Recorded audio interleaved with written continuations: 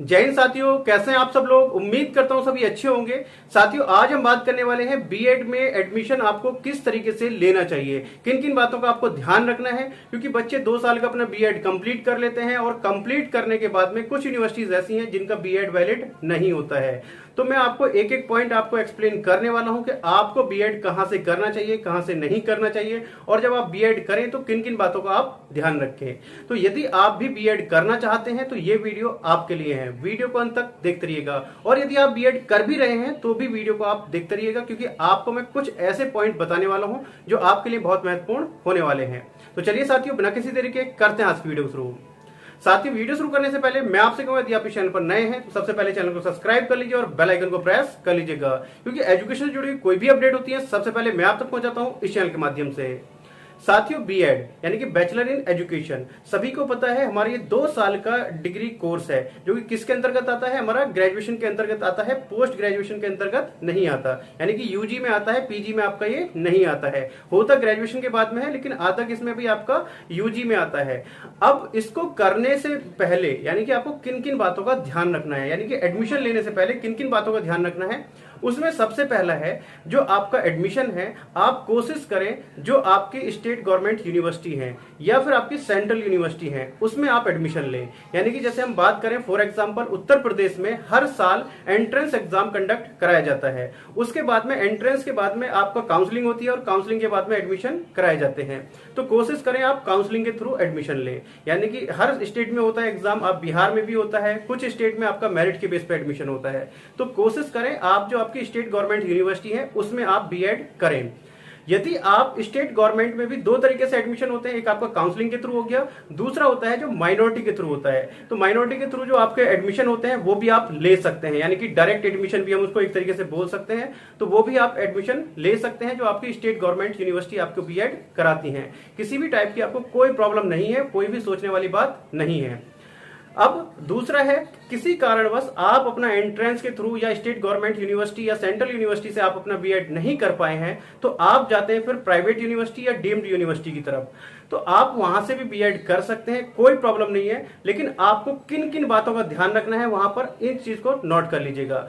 सबसे पहला है, जिस भी यूनिवर्सिटी से आप बीएड करें सबसे पहले आप उसका ये चेक कर लें कि उसको एनसीटीई का अप्रूवल मिला हुआ है या नहीं मिला हुआ है। यदि एनसीटीई का अप्रूवल नहीं मिला हुआ है तो आप जो वहां से बीएड कर रहे हैं तो आपका बीएड वैलिड नहीं माना जाएगा, क्योंकि यदि एनसीटीई अप्रूवल नहीं है तो उसके बाद में वो जो आपका बीएड होगा वो वैलिड नहीं माना जाएगा। तो उसी यूनिवर्सिटी से आप करें जो प्राइवेट यूनिवर्सिटी, बहुत सारी यूनिवर्सिटीज ऐसी हैं कि एनसीटीई का अप्रूवल के लिए उन्होंने फाइल लगाई हुई है और अपने एडमिशन स्टार्ट कर देते हैं।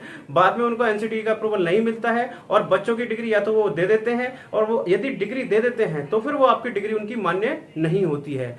तो प्राइवेट यूनिवर्सिटी से यदि आप बीएड कर रहे हैं तो सबसे पहले आप ये चेक कर लीजिएगा।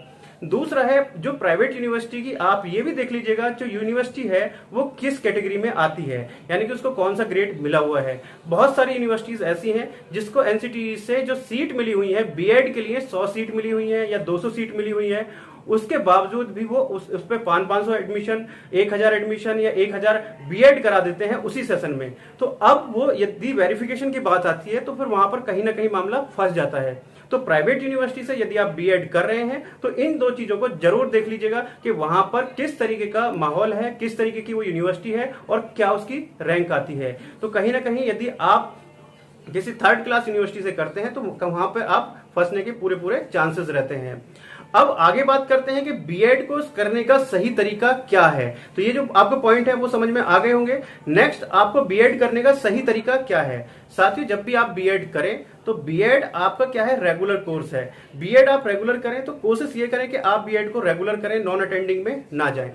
दूसरा है, बीएड में जब आप एडमिशन लें उसके साथ साथ आप अपना पीजी भी अप्लाई करें, यानी कि पोस्ट ग्रेजुएशन के लिए भी आप अप्लाई कर सकते हैं, प्राइवेट मोड से या डिस्टेंस मोड से या ओपन मोड से। उसका बेनिफिट ये होगा, जब आप बीएड कंप्लीट कर लेते हैं और साथ के साथ यदि आप अपना पीजी भी अप्लाई कर लेते हैं तो उस समय आप पोस्ट ग्रेजुएट भी हो जाते हैं। वो मैं आपसे क्यों कह रहा हूं, क्योंकि जब आपकी पीजीटी की वैकेंसी आती है तो पीजीटी में आपको क्या मांगा जाता है, पोस्ट ग्रेजुएशन मांगा जाता है प्लस बीएड। और बहुत सी सारी जगह क्या है कि भाई पोस्ट ग्रेजुएशन हो, बीएड हो या ना हो, तो वहां पर यदि आपकी पीजीटी की वैकेंसी आती है और आपने सिर्फ बीएड किया हुआ है, आपका जो पीजी है नहीं है, तो आप वहां पर फिर फॉर्म फिल नहीं कर पाएंगे। तो उस केस में फिर आप जो है रह जाते हैं, फॉर्म भरने से वंचित रह जाते हैं।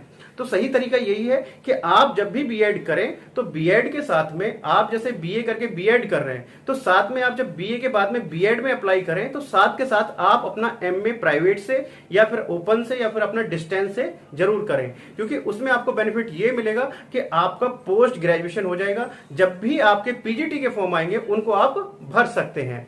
तो आप समझ गए होंगे कि आपको बीएड करने का सही तरीका क्या है, क्योंकि पोस्ट ग्रेजुएशन के बाद फिर आप अपने पीएचडी के लिए भी अप्लाई कर सकते हैं। बहुत सारे उसके एडवांटेज हैं, यानी कि आप मास्टरेट भी हो जाएंगे आप अपने कोर्स में। चाहे वो आप जैसे बीकॉम के बाद में करते हैं तो फिर उसके साथ में आप एमकॉम कर सकते हैं डिस्टेंस से, और साथ के साथ आप बीएड कर सकते हैं।